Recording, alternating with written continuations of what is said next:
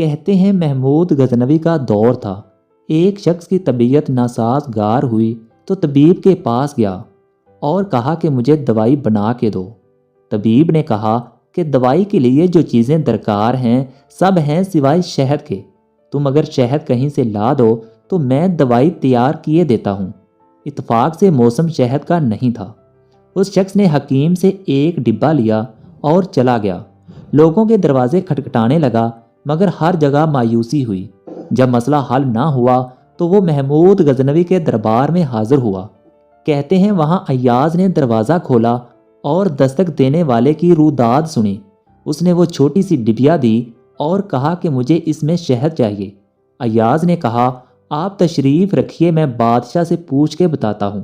ایاز وہ ڈبیا لے کر بادشاہ کے سامنے حاضر ہوا اور عرض کی کہ بادشاہ سلامت، ایک سائل کو شہد کی ضرورت ہے۔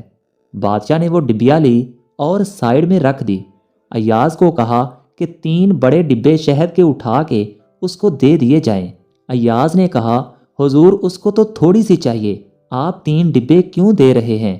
بادشاہ نے ایاز سے کہا ایاز وہ مزدور آدمی ہے، اس نے اپنی حیثیت کے مطابق مانگا ہے، ہم بادشاہ ہیں، ہم اپنی حیثیت کے مطابق دیں گے۔ آپ اللہ پاک سے اپنی حیثیت کے مطابق مانگیں، وہ اپنی شان کے مطابق عطا کرے گا، شرط یہ ہے کہ مانگیں تو صحیح۔